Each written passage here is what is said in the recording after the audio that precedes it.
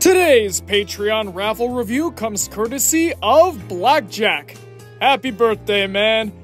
And if you out there would like your idea for a Media Mementos video to come to life, then stick around till the end of the video and I'll tell you how.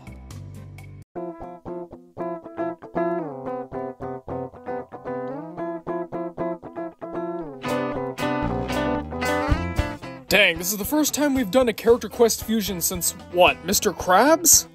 Wow. So what better way to celebrate character quest fusion's return than by talking about Malcolm in the Middle? I'm surprised I haven't discussed this show here before. Throughout its 7-season run, Malcolm in the Middle was always a solid show. Even if it did get a little bit less solid as the years went on, still there's no shame from going from Steel to Willowwood. One of the main things this show did well was the camaraderie amongst the cast, partly because of the strength of the characters they portrayed. This was especially evident in the case of the oldest son, Francis Wilkerson. So let's get ready to hear all about his journey from headliner to Echo Fighter. This is Francis Wilkerson from Sly to Stupid. Ever since he was born, Francis has always had, let's call it, an independent streak. He's wanted to do what he wants, when he wants it, with nobody standing in his way. If anything or anybody tries to stop him from pursuing this interest, they're going to pay. His first nemesis, who just so happened to be his mother Lois, learned this the hard way when raising young Francis. She was always there to scold, punish, and berate him for being a troublesome little boy. Because of this, Francis learned to think on his feet. Whether it be locking his mom out of the car or making her call herself insulting names, he would always find a way to make himself come out on top, even in the most hopeless of situations. Throughout her life as a mother, Lois was able to control each of her kids to some degree, but never Francis, and that drove her insane. And these angry reactions fueled Francis throughout his entire life. See, Francis can be a little bit lazy when he has to do things he doesn't care about. But when he's driven or has a self-set goal, anything is possible. Even surviving a brief stint living with his grandmother, Ida. Unfortunately for most of society, the things that Francis generally cares about would be in the categories of causing trouble, destroying property, bothering other people, or all of the above. And while his parents never exactly have the best reactions to this, Francis only seems to have ire for his mother. Hal, while not exactly approving of Francis's decisions, always treats him like his son first and foremost. While Lois usually tries to do the same, albeit with much more shouting involved, her attempts are never well received. It can be said that both sides did some pretty terrible things to each other. Like I said, Lois did send Francis to live with her evil mother for a time, but it seems like, throughout the series, Francis continuously turns a blind eye to his mother's love, because at his core, he needs a nemesis. Whether it's Lois, Commandant Spangler, or Lavernia, there is a constant need for a target, somebody who he can undermine any chance he gets. Causing mayhem or destruction for mayhem and destruction's sake, that can only get him so far. There needs to be an enemy, somebody who's against everything he stands for, even if they're not.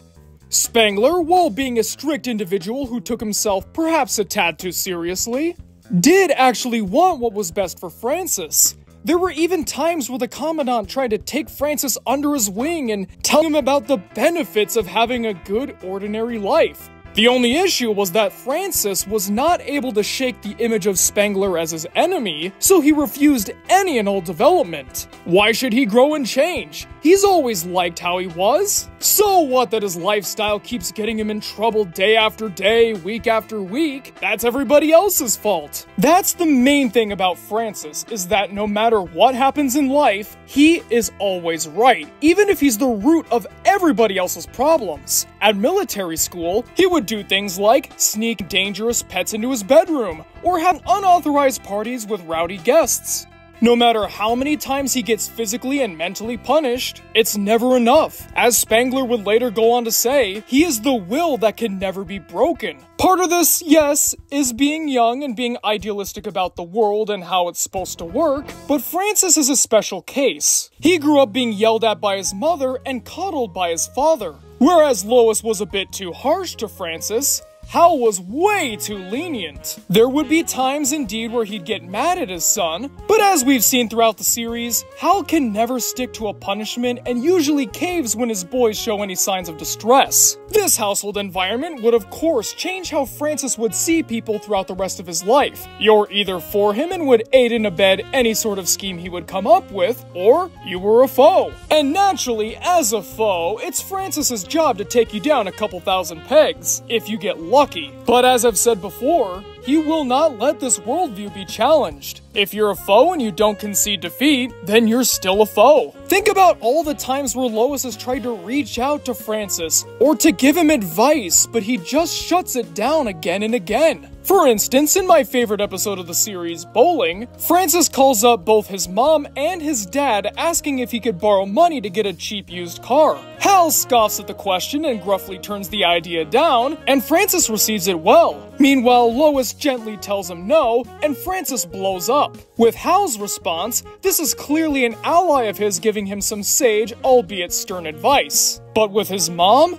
this is just another way of her trying to control him and ruin his life. But little does Francis know, he's actually the one ruining his own life. Is Lois the ideal mother? No. Has she made her fair share of parental mistakes? Oh, without a doubt. But is she a hateful, loathsome woman who despises her family unless they can do something for her benefit? In most episodes, I wouldn't say so. But with Francis's view of her, there is no room for humanity. So much so that she must be the constant driving force of his life. With Commandant Spangler, they were polar opposites constantly at odds. With Lavernia, yeah, she actually was evil. But whenever they're not around, it always comes back to the image of Lois that he has in his mind, even where it doesn't belong. He complains about her constantly bothering everybody around him, and even when he's having a good time, like when he's helping out at a beauty pageant, he can't help but bring up the evil woman that is Lois Wilkerson.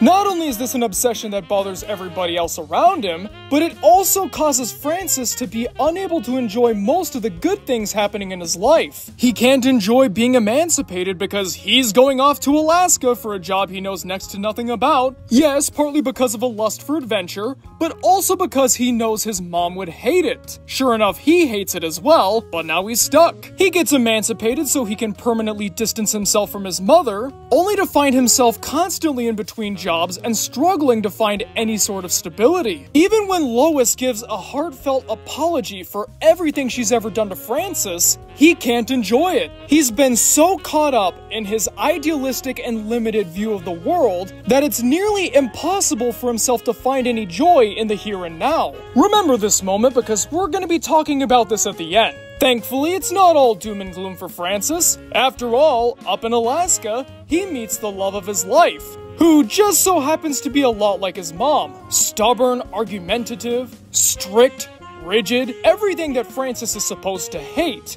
But because he has it in his mind that Piyama equals good and Lois equals bad, he's willing to make exceptions for Piyama that he would never make for Lois. Much like his mom, Piyama shoots down Francis's schemes, calls him out for acting immaturely, and doesn't like him to have as much fun as he wants. But that's okay because she's his wife. She's one of the good guys, or girls in this case. As you might expect, this worldview doesn't exactly get Francis far in life. Like I said, his life lacks any sort of structure. That is, until he comes across a German couple named Otto and Greta. They run a ranch resort out in the middle of nowhere, and they task Francis with being their entertainment coordinator, and much to just about everybody's surprise, Francis finds the one thing he's good at. Even though he doesn't understand people very well, he is an expert at working with them. Every Wilkerson boy is a genius on some level. There's Malcolm, who's just a genius all around. There's Dewey, who's a musical genius. Reese is a cooking genius. And Jamie...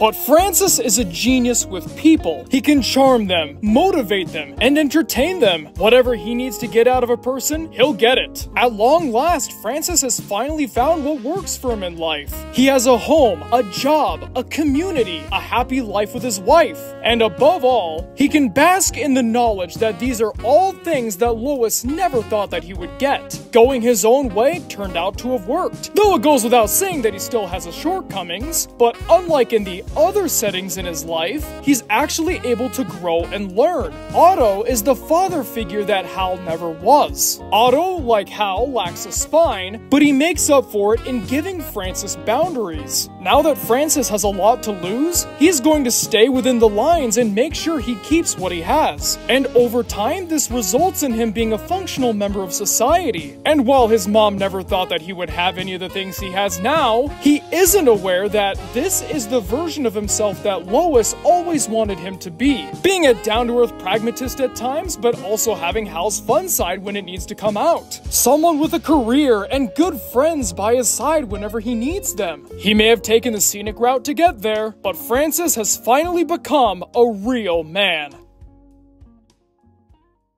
But that didn't last long, did it?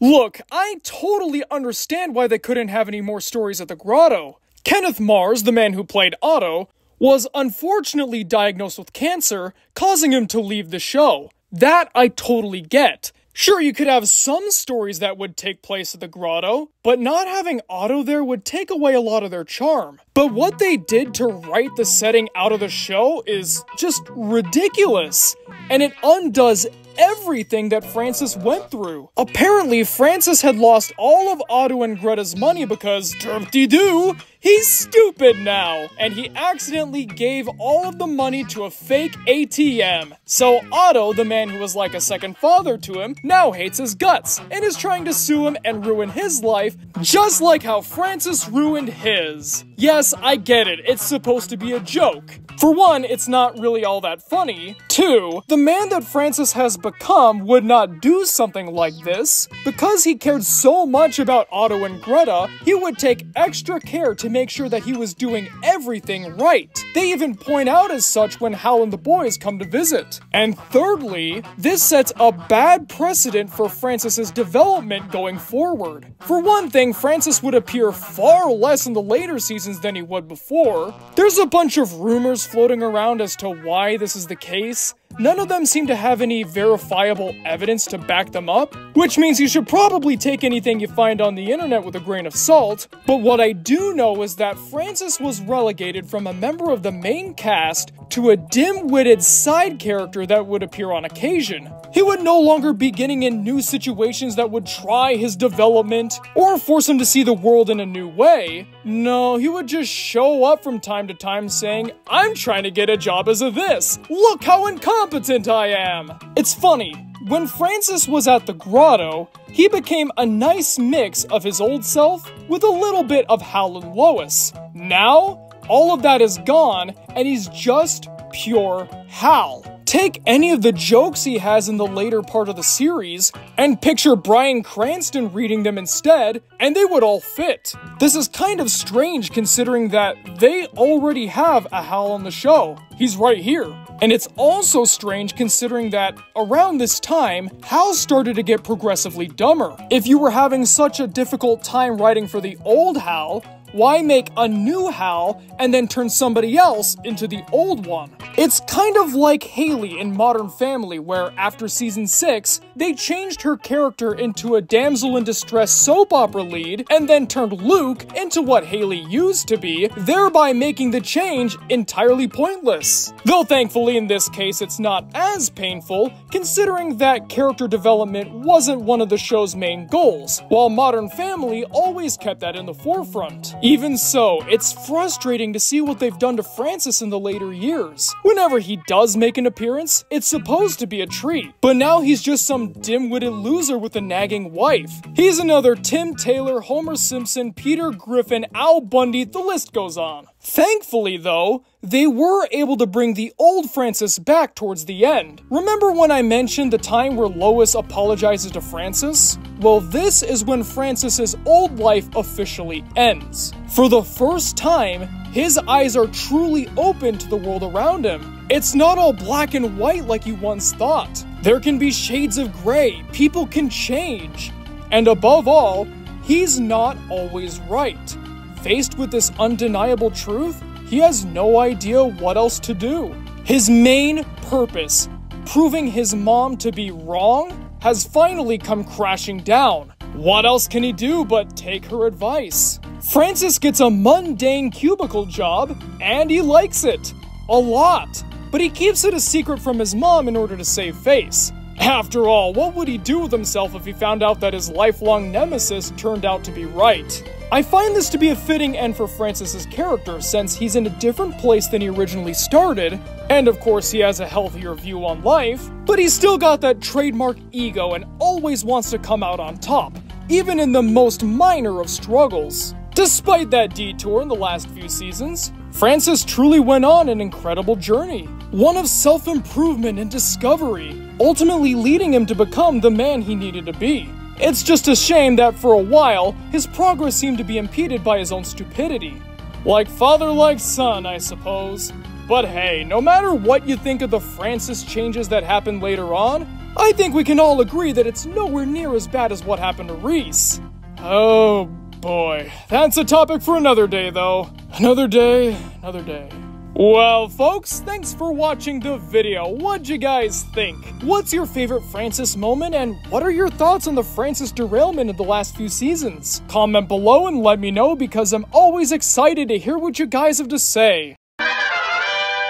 And now, it's time to thank our wonderful Patreon people, starting with our Masters of Fate.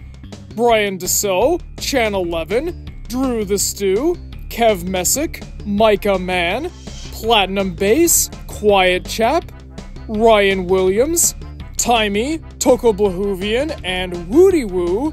And now for our executive producers, Albert Robinson, Blackjack, H.R. Hoffman, Indiscreet One, Kurt Bruenning, Leaf Storm, Ravioli Supremo, Unkale, Vanilla the Rabbit 98, and who else but Zane.